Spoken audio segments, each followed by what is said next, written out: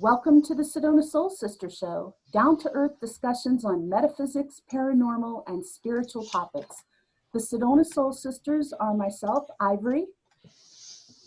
Me, Rosalind Reynolds. I'm here. And I'm Terri-ann. So it says Sophia on her screen, but that's actually her daughter. So we have offices in Sedona, Arizona, where we see clients from all over the world. Today's topic is going to be staying grounded. If you're joining us live, you pop in during the show. You can ask questions or make comments. You can raise your hand if you'd like to unmute and ask a question, or you can ask it in the chat room, and we'll answer them live on the show. So, boy, staying grounded is getting to be more of a challenge, isn't it? It's quite interesting right now. Yes, it is. What I keep hearing from people is, I didn't think it could get crazier than it was. I thought the pandemic was just awful, but now we've got all this going on, and I'm like, it can always get worse. But the thing is, no matter what's going on around you, you need to find that calm within you, that place of peace and balance within you, and not be so affected. Of course, you're going to be affected, but not so affected. Well, some of this I think we have to realize is about how we focus our energy and our thoughts, you know, because if you're constantly saying, oh, I'm so ungrounded, I don't know what to do. Hello. Or things are so awful. Oh, things are so awful. Yeah, this is so terrible. Yeah. Is it? I mean, is it awful, or is it mostly just striving for some real positive change that we've needed for a long time? So, you know, I mean, as far as what's going on with protests and things of that sort, but there's a lot. It's a lot all at once, and hasn't been a whole lot of times outside of wartime that people have had to deal with so much stress and so much uncertainty all at once. So I consider some aspects of this to be an incredible revolution. I do too. You know, and the awakening process, I mean, nobody said it was going to be, you know, all flowers and puff. Actually, the angels have been very emphatically saying it would not be easy, and rainbows and butterflies and unicorns. They have said it rainbows and butterflies. Difficult. It was going to be difficult, but big change fast is difficult. I really feel like, I know in my case, I really have to spend time when I first wake up. I have to do my breathing, you know, and my affirmations. I mean, I laugh, but every day I do say everything is working out the way it needs to. Everything is working out for my highest and best good and the best good of everyone around me. And we are being guided in everything we do. Because if you forget that you're being guided, that gets a little crazy too. That, to me, that's a huge part of keeping yourself grounded.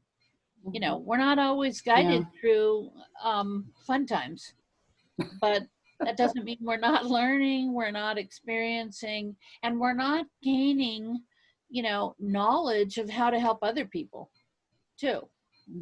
So it's powerful. This is like an incredible time. I was thinking the other day. I think it's a wonderful time. I was thinking the other day, you know, there have been other pandemics. I remember the pandemic of where my parents became incredibly sick in 1968, 69. Even that at the time, it wasn't to this level, you know, because we didn't have the level of social media and news information instantaneously and all that, but it still was a pretty scary time. I mean, there were millions of people sick. Many people passed. But the bottom line was we kept ourselves focused on, okay, this too shall pass. Yeah, I think that's part of the problem today. You hit it right on the head. You know, all that media and the availability of it, to have it at your hands any moment, at any time, anywhere, you know, and it's so inundating, and they repeat it over and over again. You know, and like I'm always reminded of, I'm always reminded when Aunt was little, 9/11 happened. And they kept showing it over and over on the TV. And he said, Mommy, is it happening again? You know, is it going to happen again? And why do they keep showing it? And I said, because that's what they do. You know, they inundate you with all of this information at once. And so that can be very heavy. Yeah. And, you know, I've had other things I did in my life, of course.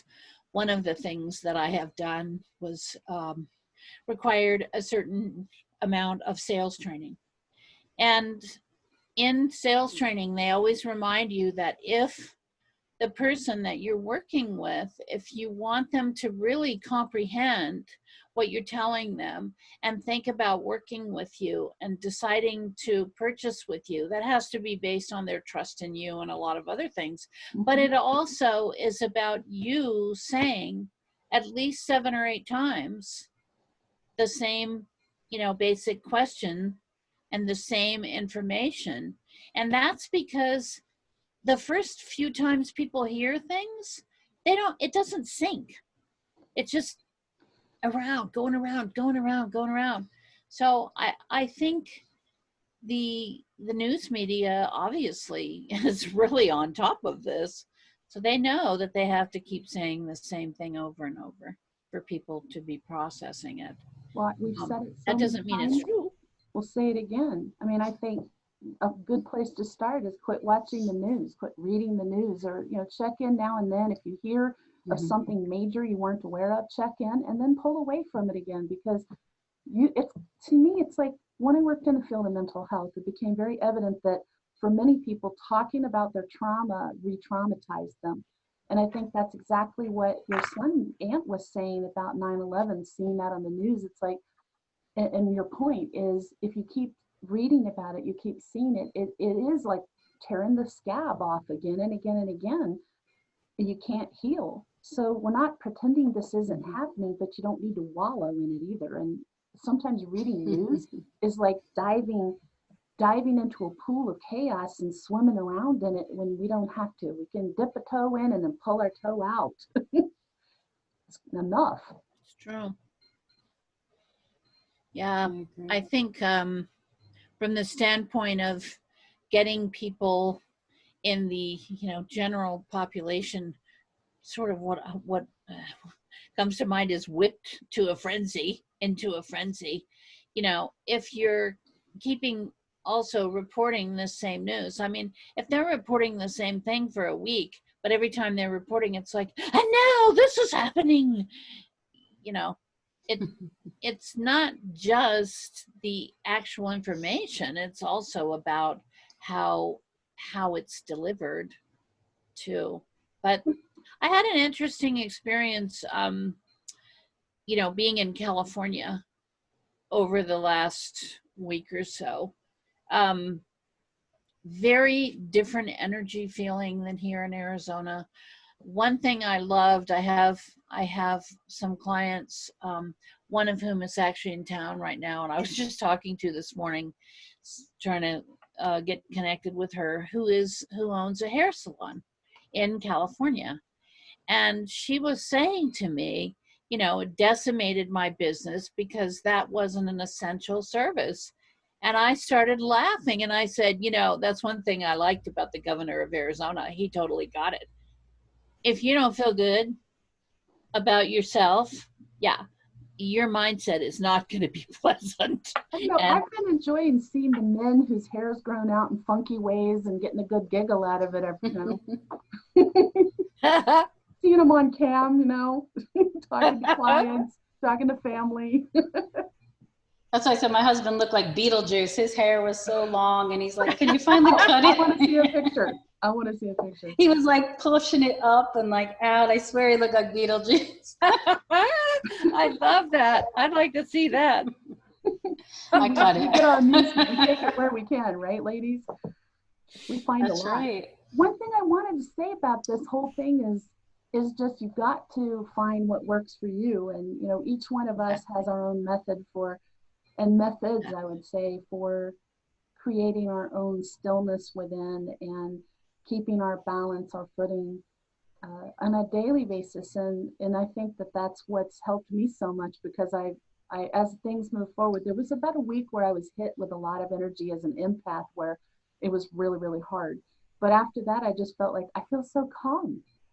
I feel so calm. And I would think about it and I'm like, probably you would think I would be anxious, but nope. And I know that's because on a regular basis, we do these things like you were talking about, Roz, waking up in the morning and saying everything's happening in my best and highest good and things are happening the way they're meant to. That's one thing. Another thing I think is for me is when I first wake up, just like before I go to bed, I'm talking to my angels and I'm just like, just protect me, help me do the best, most good I can do, help me Really? be strong and brave during this time and help as many people as I possibly can and guide me into what you want me to do. And when you focus on other people and how you can help them, it's very hard to get wrapped up into what's happening with you. It's true. It's very true. What do you do, Terri-ann? I definitely try to get outside and ground in the morning. You know, I sit outside with my coffee on my little hammock and I swing and I watch the birds come to the feeder and I ground my energy into Mother Earth and I just sit there for about a half hour if I can get a half hour.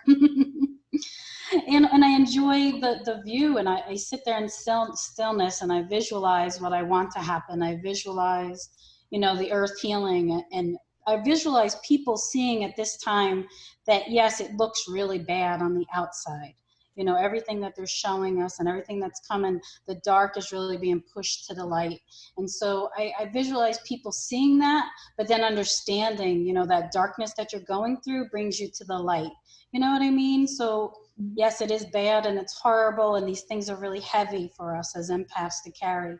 But then visualizing that and that people are understanding this is all for our highest and best. Mm-hmm. Good things. You have to look past that to what's going to come out the other side of this chaos. And the other side of that, I think, will be a lot more of people being treated more equally, people being treated more fairly, less violence towards people. That's only can be a good thing. These are much needed changes that's been going on a long time.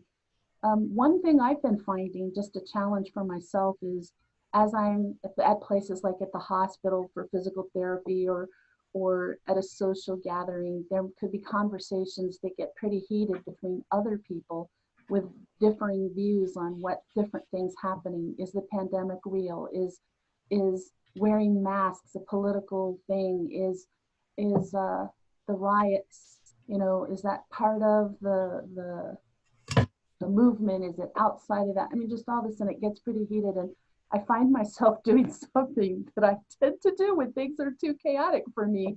As an empath, I go somewhere else in my head. I just sort of pull away and I go into a trance state, and I realize I've been doing that when it's too much for me. I just sort of put that bubble around me and I don't really hear them anymore. And I feel very calm inside my bubble. And then when things, I kind of subconsciously notice things are calming down, I'll come back out of that space and be present again. But if it's too much for me, I just put a shield up around me. I just can't take it. The saving grace of the white light bubble. Gotta love it. It can just go, and nobody sees it. It's completely invisible, but it's going right up around I know. me. I can just, it's almost like it's in an envelope and I just go and centered, calm, at peace. I can remember being at a wedding up in Flagstaff a couple years ago. No, I'm sorry. Yeah, well, it was a big family thing in Flagstaff. And it was chaotic. There was hundreds of people and that was hard for me. And I was sitting in the middle of it. And my brother came over and he's like, "Hey, are you okay? Are you all right?" And I was like completely tranced out in the middle of all of that. It was just too much for me. So I withdrew. I don't think that's a bad thing. I think, unless you're driving, but I think that if you can do that, then you can be in the middle of whatever's going on and just completely shield yourself from it. And sometimes it's hard to get your balance if you're absorbing messages or energy or emotions that are upsetting to your energy. So you need to be cognizant of that. Like, when do you start feeling that discordance within you? no matter what's causing it, and then put that shield up.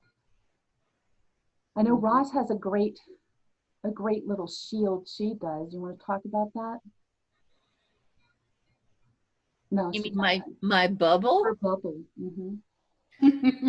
I just get I just sit with my feet on the ground. Hopefully, I mean, it's nice if you can have your feet on the real earth. I find that difficult in Arizona because, quite frankly, it's always either too cold or too hot. Or those You have stickers. you have like 1 month, maybe 2 in the spring, 1 month, maybe 2 in the fall, where you can actually be out on the ground. But I have a grounding mat.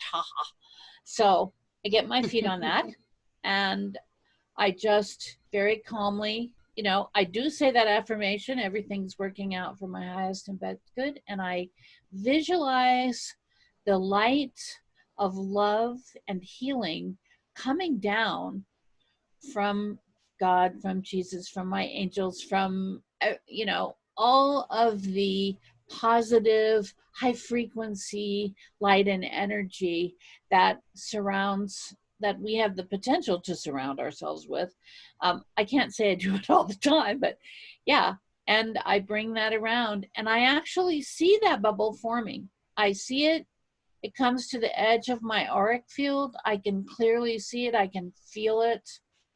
And it's amazing. And I'm not nearly as empathic as you ladies, but I do have my empathic side, and the things that really get me distraught, I need to be in that place of that calmness and that connection with source, and that totally grounded. Still, I'm attached to my planet that I love, but I am also connected etherically. So it's really powerful.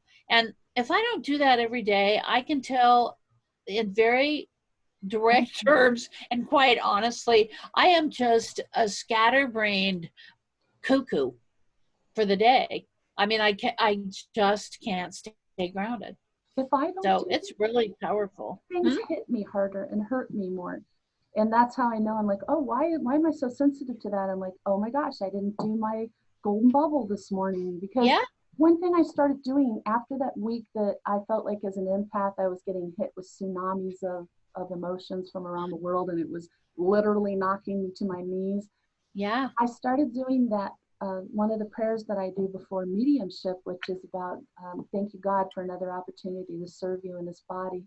I ask that you surround me in a golden bubble of your love and protection, bathed in the divine white light of your Holy Spirit, sealing in my positive energies and good health, and sealing out negative energies and those from the lower realms, and send white light to the lower realms so that only peace and love may enter in. And that, even as I say it now, like I can feel that angelic protection coming around. But these ladies know I had this funny thing happen before the pandemic. I told the ladies, this is so weird. Like at night, I'm seeing this golden corona. Like when I would be in my bedroom and the light was out, I would see this golden circle. No matter which way I looked, up or down or sideways. And I went to the eye doctor, and he did all these tests. He's like, there's nothing wrong with your eyes. And I'm like, oh, this is another way. It's a new spiritual thing. And I realized during the pandemic, I'm seeing the golden bubble of love and protection around me. Hello. Yeah.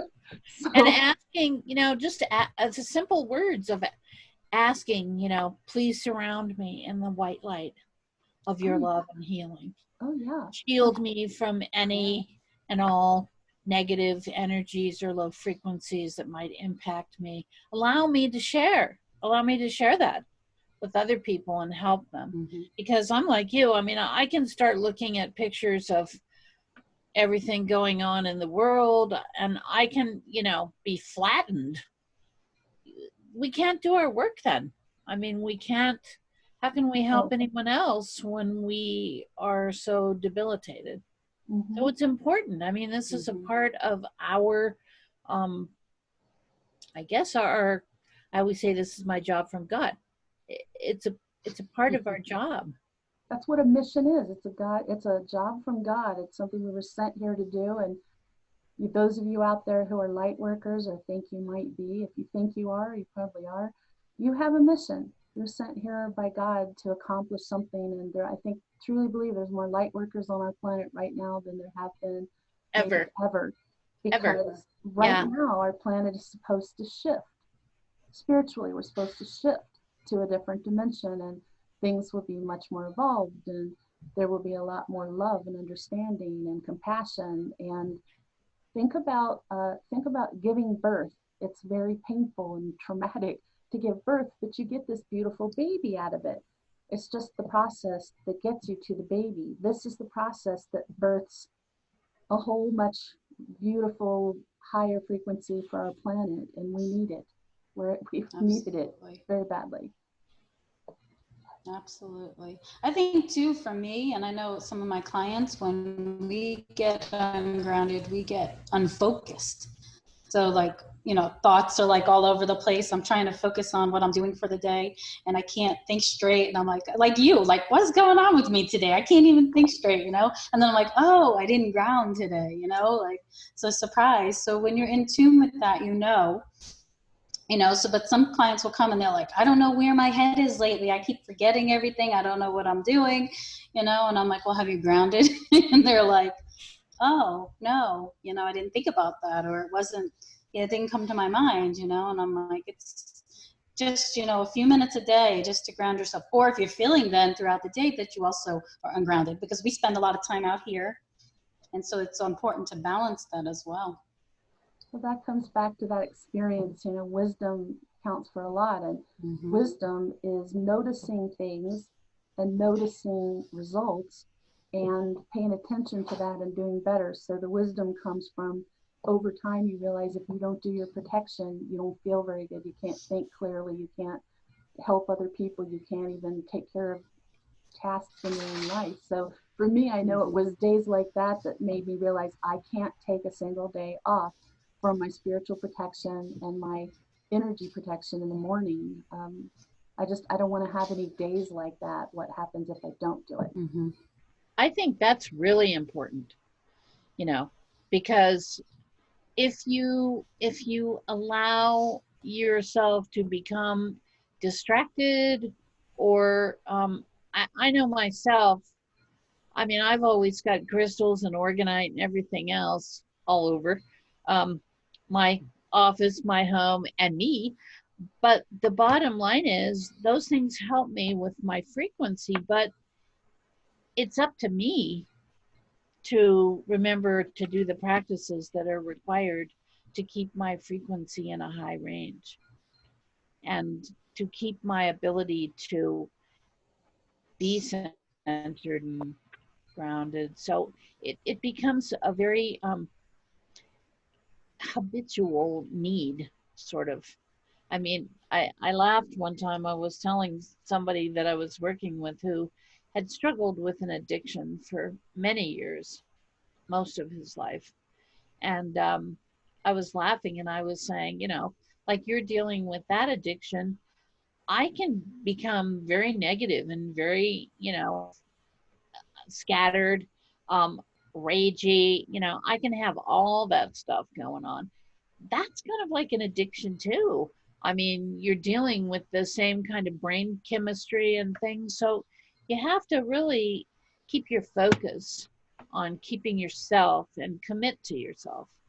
Commit that you're going to do it. It's sort of like, and especially as you get older, your body requires more maintenance. I was laughing about this with my friend the other night. How much this happens, and I will go through times when I'm actually furious as I'm using my water pick and putting cream on my face, and I'm like, I just want to go to bed, and then most of the time it's just things you do, just things you have to do to maintain your body and your health.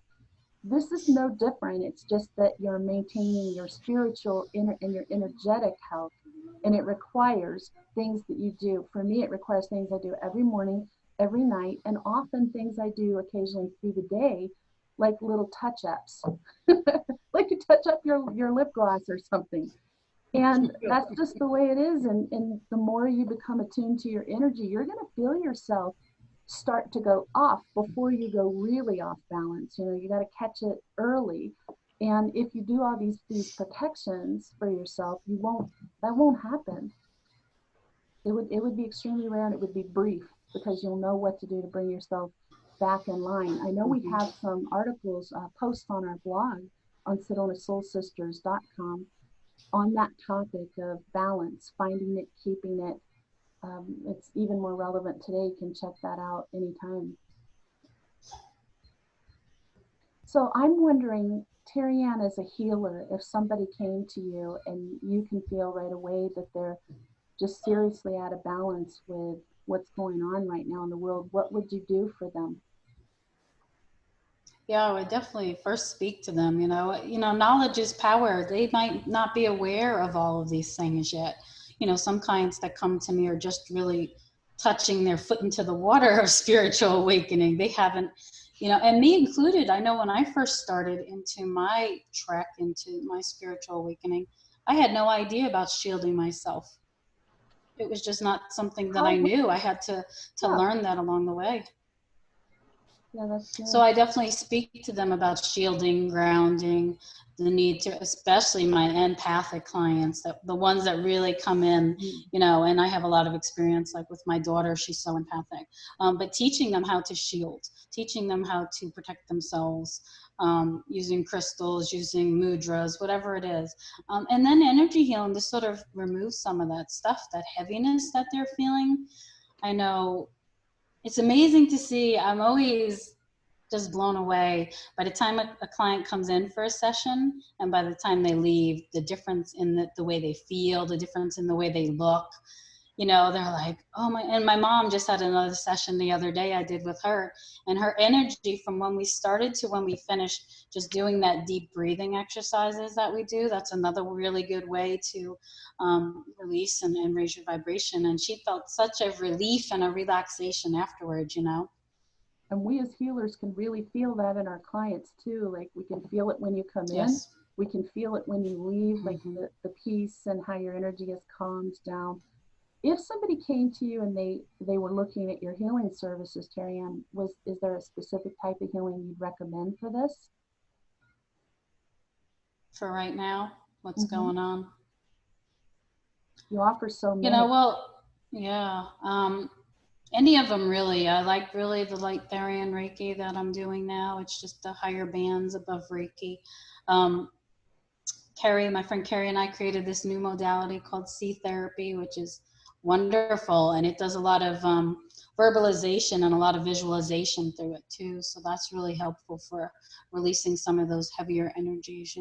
It seems like that would be really good for people who are very new on the spiritual path, and so they really need to develop those skills of like the visualization. It would help them really start going into maybe a meditation practice.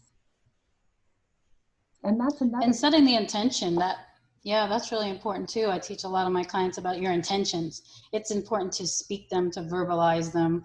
As Roz says, everything's working out for my highest and best. There's a difference between thinking it and saying it. There really is. I mean, it's better if you can't say something out loud. It's better to think it than not do it at all. But saying it out loud has its own energy. The other thing is meditation.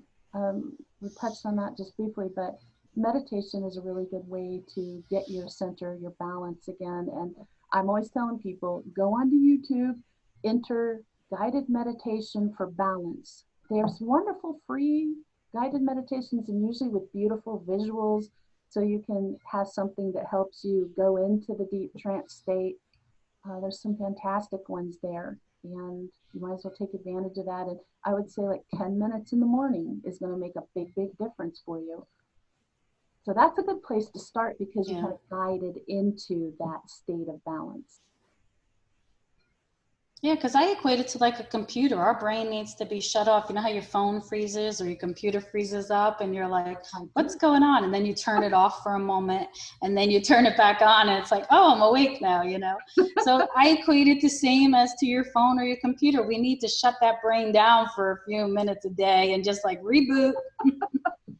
So maybe that's what I'm doing when I go into that weird trance state in the middle of a crowd. In connection with that, I think we also need to realize that when we are going into our, sleep time, of course, the brain is going through its many different frequencies that it moves through.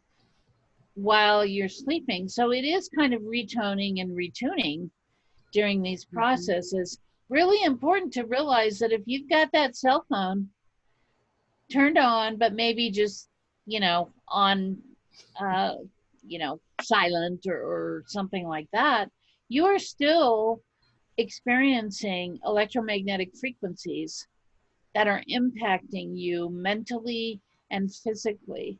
So, I know I'm like the very person who has the cell phone on the nightstand, but I have really tempered that down. I do make sure it's on airplane.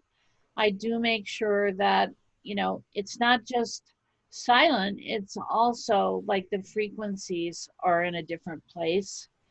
And I also sit it on, I have a lot of organite, but I mean, I have actually a little pad that when it's shaped like a heart, a little organized tower or organite tower buster that I have next to my bed, because I have realized how sensitive, for those of us who have these high sensitivities and we're very empathic, that stuff affects us a lot. Your brain can't turn off. Your brain is still, being impacted by that. And of course, I see that now I'm actually working with some people who were fine, and then 5G was turned on in their area, and they're struggling.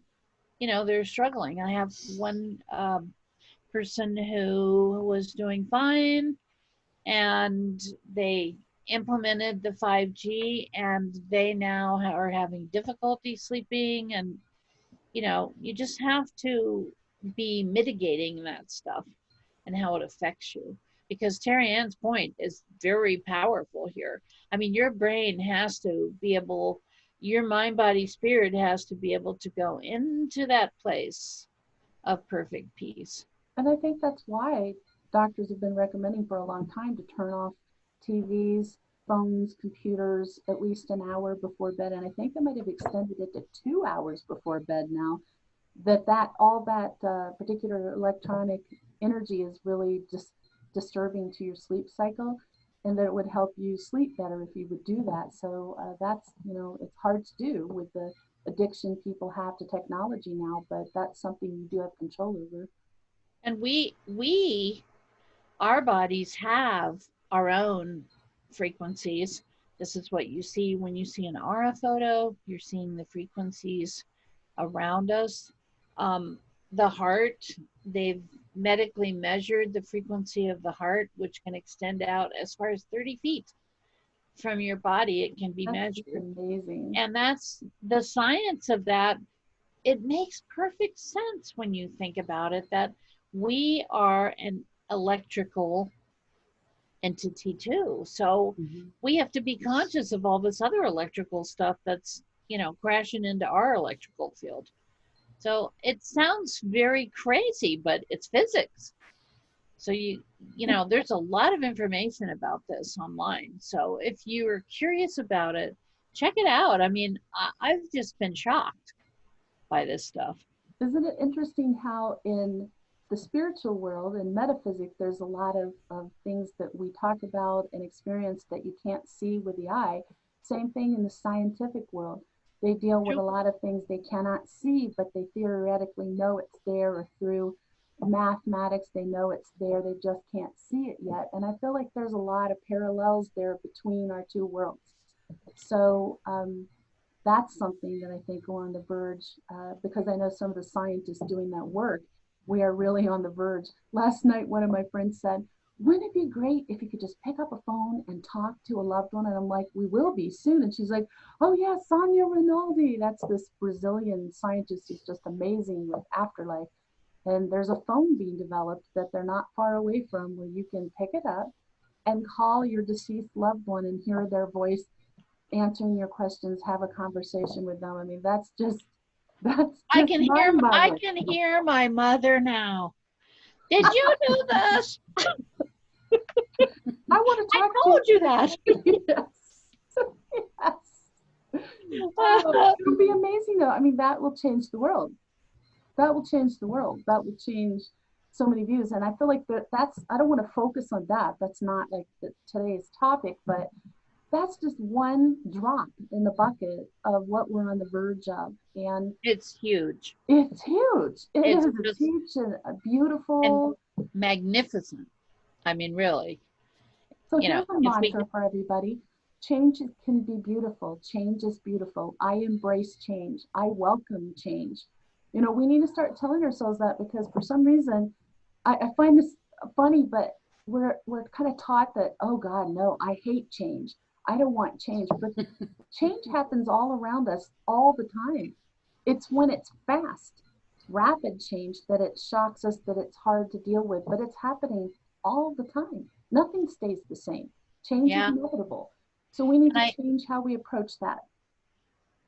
I feel like if we can do what you're talking about, and we can embrace that, that eliminates all the fear, because the fear is what's paralyzing people right now. The fear of the unknown, the fear of what, you know, what if. Well, what if we don't need to fear anything? What if we just move forward with faith, trust, and realize that all these changes are going to be amazing? We're going to be offered amazing opportunities to experience new things. And I think you were mentioning earlier, Terri-ann, how you go out and you get into nature.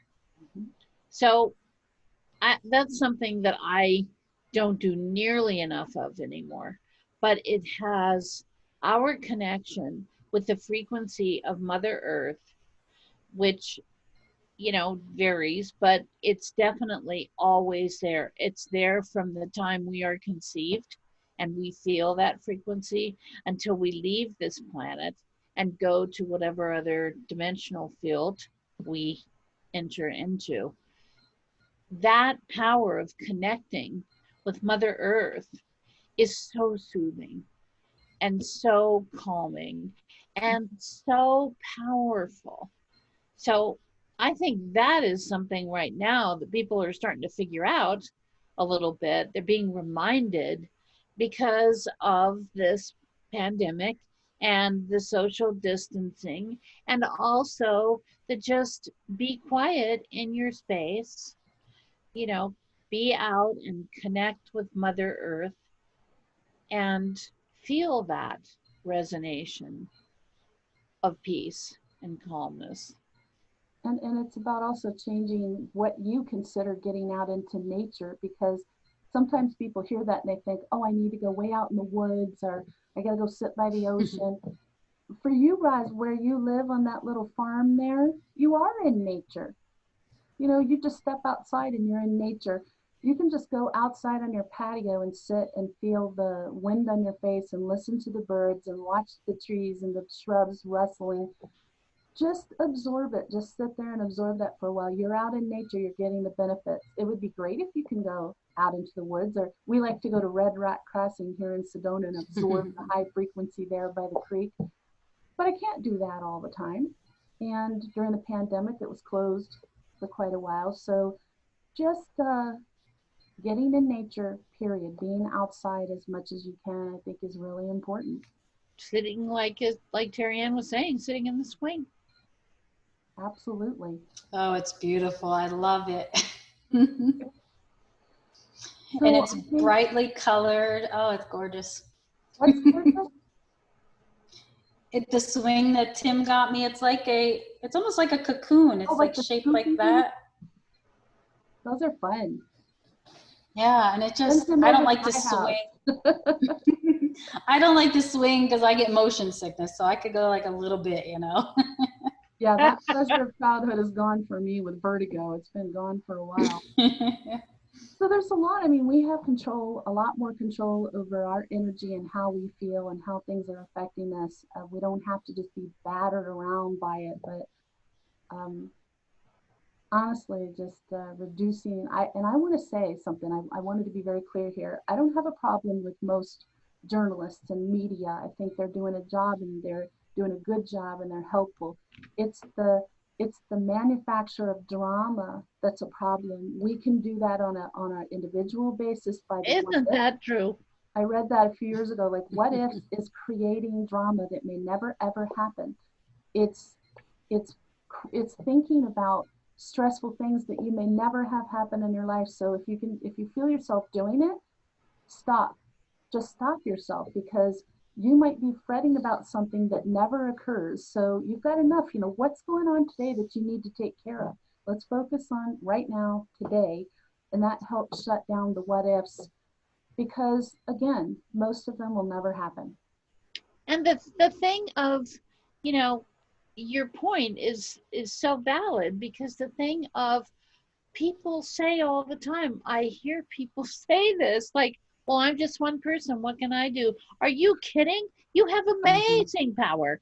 You have the power of your higher consciousness, your connectivity with the light, your an amazing, just sending out this beacon of white light and energy, and asking and discussing, let's see change in the hearts of people.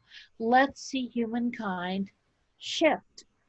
The more people that focus on that, the more that energy goes forth, the more effect it's going to have. So individual people can do a lot. They Think just about, don't like, think they can. with these protests, like if one person went out into a big city and stood with a sign, they're doing something, they're taking a stand and they're taking action, demanding change. But if 1,000 people go out there with a sign and they're doing the same thing, it's really the same idea. Millions of us, maybe billions of us, doing what we can ourselves to make this change come about. We, the individuals, it's what's going to shift this planet. It's not going to be the governments. No one's going to do it for us. Nobody's going to save you. No, they're not. We have to save ourselves, just like in our individual lives. You must save yourself. So we must save our planet, our people of our planet, through individual action. And you, like, look at the stuff you've learned and you've implemented in your life, Ivory, for recycling and changing. Like, Ivory's really gone 100% on this thing. She changed the way she used plastic bags, which doesn't sound like a huge deal unless you realize that this is a tremendous amount of what is clogging up the ocean, are these single-use little plastics. So, oh, what can I do? Are you kidding? Don't use That's one of my stuff. favorite topics. Maybe we should have a show on that topic of what can you do to save the environment, because it's all up to the individuals with that too. And because I think they have that mindset. It's on, what am I? What can I do? I'm only one person now. I'd save 50 bags or whatever. Responsibility, don't you think? It is. I don't want to deal with it. And when you know better, you should do better. Yeah, someone else needs, some big agency needs to come in and fix that. But that's not going to happen if the individuals don't take action with anything. Like anything going on. I'm not talking about just the climate or anything. Unfortunately, a lot of these people that we envision as being the big saviors too, they do not have good intention. So that's something you have to be very conscious of. Don't give energy to people who don't have the intention of good works. As long as somebody has a tie to companies in the world or agencies in the world or corporations in the world who or their agenda, selfish agendas, then they cannot affect the help that we need. So it comes back to this. I mean, I don't care what issue we're talking about, the pandemic, the people who are standing up for what's been happening to Black people for decades upon decades, all of these issues, the world, the climate, we have to take individual action, and it's not just about protests, it's about how you live your life, how you think, how you approach, how you react. All of these things help diffuse situations. They open up lines of communication. People are willing to talk if they know they're not going to be attacked verbally. You're not going to get angry. You're not going to tell them you don't have a right to think that way. You're just going to have a discussion about things. So that's healthy, whatever the issue is. And that's another thing too, is like if you're bottling all this up inside, if you're feeling very upset, unbalanced at what's happening in the world, you need to talk to somebody. You know, you need to talk to, whether it's a friend or a family, somebody who's calm and reasonable. They'll just listen to what's going on for you.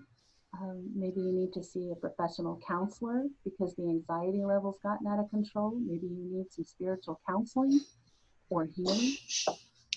But it's time to get some help if you don't know what to do. I mean, we're giving you some places to start today, but sometimes the level of imbalance is so high that you need some help from some direction, professional help of some sort. Well put. Anything else you want to add to this topic today, ladies? Just that I feel like we really need to, it all goes back to us tapping into our faith, us tapping into our intention of helping and things getting better. Even that energy is, staggeringly powerful. And we all have that. We all have it. As long as we don't manage to become unfocused and ungrounded, which is, the whole source of the topic. It happens. But we have to get a grip and get back to priorities. Right now, we're in the shift.